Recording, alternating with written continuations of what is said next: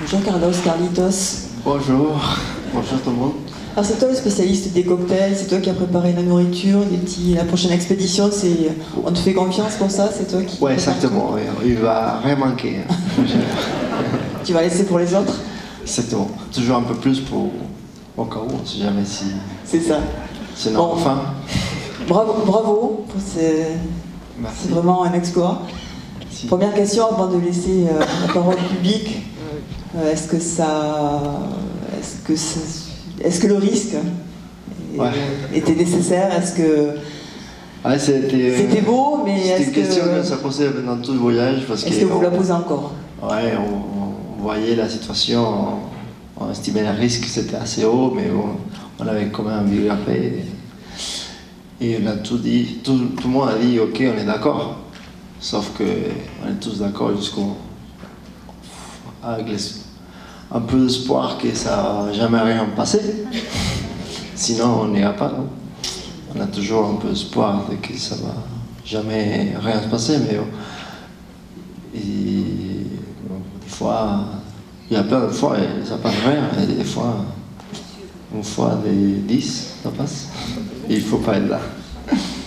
Et cette fois-ci, dernier moment, juste avant d'arriver à la tente, dernier rappel, c'est passé. Et ça touchait un des copains et c'était assez dur parce qu'on a dû appeler l'hélico, l'ambassade en France. C'était un peu compliqué. L'hélico est arrivé rapidement? Non, du tout. Et le problème, c'est qu'il y a eu, un jour, il y avait des accidents par des avalanches. Du coup, il y avait 20 personnes qui cherchaient. Du coup, c'était un peu compliqué. Il y a tous les accidents qui sont arrivés le même jour, il n'y avait pas d'hélico pour tout le monde. Du coup, on a tous émerdé. Vu qu'il y avait une personne dans cette vallée, dans l'autre vallée, il y avait 20. Forcément, ils ne vont pas venir chercher. Mais on s'est bien sorti et heureusement, tout le monde avait eu déjà l'expérience. Heureusement, je ne sais pas, mais des expériences peut-être un peu moins graves. Pas tout le monde, mais c'était assez intéressant. Donc là, il a été blessé au coude, c'est ça? Comment? Il a été blessé au bras. Ah ouais. Et plus de vertèbres. Ouais. Et du coup, tout le monde a eu un rôle pour pouvoir bien sortir à Mathieu de cette situation. Et tout le monde pourra s'en sortir, même chacun avait son rôle pour... Il y en a un qui descendait, fixait les cordes, l'autre qui descendait avec lui, l'autre qui descendait le matériel, et tac, tac, tac. Et on a tous arrivé dans 2 heures, peut-être en bas. Il fallait garder la bonne humeur. En plus. Un petit mot juste sur les porteurs, ils font aussi un travail fabuleux avec vous. Ouais, ils ont été super sympas avec nous. Et c'était un peu la première fois pour eux de voir des touristes qui vont là-bas pour grimper. Des fous un peu, non, quand même? Oui, carrément. Ils disent qu'ils ont l'argent, c'est ce qu'ils pensent. Ils ont l'argent, ils viennent là pour faire ce truc-là, pour aller mourir là-haut. Ils sont fous, mais bon, s'ils nous payent pour porter les sacs, allez ici. C'est parfait. Bon, est-ce que vous avez des questions? Ici, si on peut avoir le micro, c'est beaucoup mieux. Merci. Et merci pour toutes ces images, c'est fabuleux. Ça donne envie d'aller voyager. Enfin, pas pour monter, hein. J'ai pas le niveau. Par contre, j'ai pas vu une seule femme. Ah, c'est fou, nous non plus. Hein.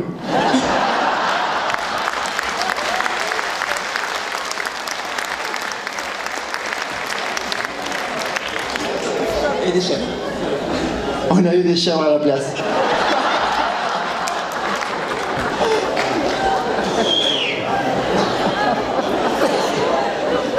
Là, c'était interdit de photographier les femmes. Et même quand ils nous voyaient arriver, ils partaient. Ah, c'est vrai. Du coup, c'était compliqué. Et ils sont venus nous parler, ils nous dire, si vous faites une photo à une femme, vous êtes mort. Ok. On s'en va. On en a fait, mais on n'a pas mis sur le film.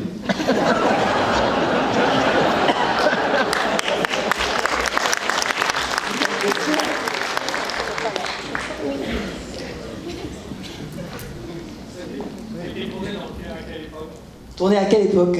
2018. 2018. Quelle époque de l'année? Juillet, août. On était là-bas. Et l'ensemble de l'expédition a duré combien de temps? Un mois, 2 mois? 5 semaines. 5 semaines, ouais. Niveau autorisation, c'est facile d'aller camper au Pakistan? Les autorisations. Ouais, au niveau de sa autorisation, c'est pas si facile. C'est pour ça que la vallée est restée encore vierge. Et jamais eu des grimpeurs.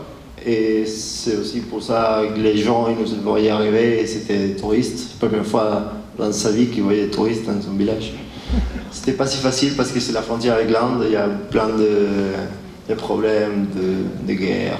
C'est une zone militarisée. Du coup, c'était la première fois qu'ils donnaient des permis.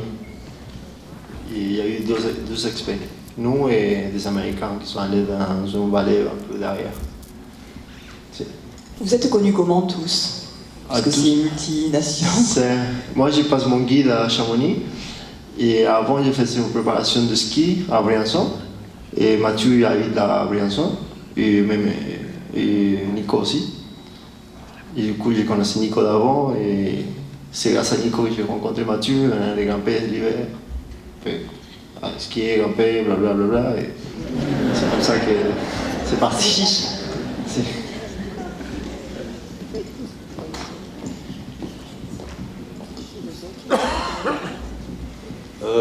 Bonjour, moi ça m'a rappelé une anecdote qui m'est arrivée sur le Chamonix-Zermatt. Donc il y a très longtemps, ça devait être en 95 ou 96. Et j'avais fait ce raid pour tout simplement me tester à l'altitude. Et alors ce qui est arrivé, c'est que près de la cabane des Glisses, dans un pierrier, donc j'ai glissé, heureusement que j'étais encordé avec le guide.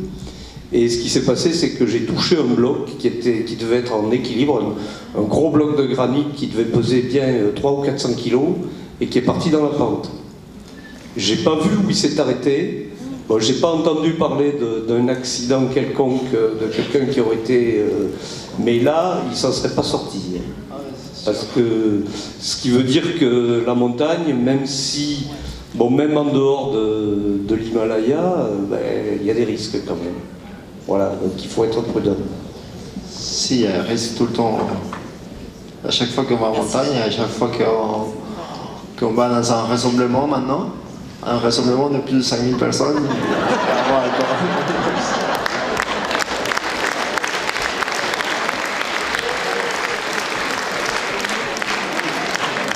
Une question là, au milieu.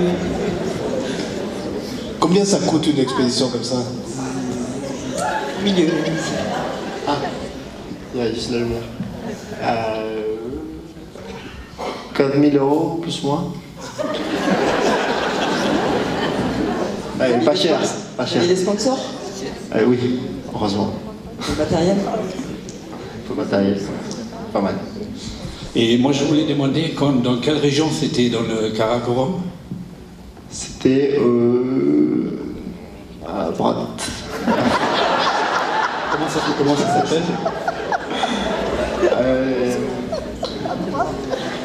Tagas. C'est à la frontière avec l'Inde.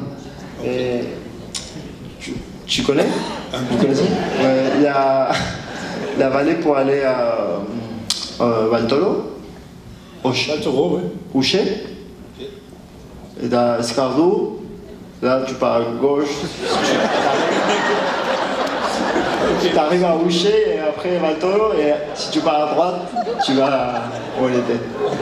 Il y a deux possibilités. Merci. À la vache. C'est la nouvelle précision, niveau GPS. Est-ce que vous avez un autre projet de cette envergure et où?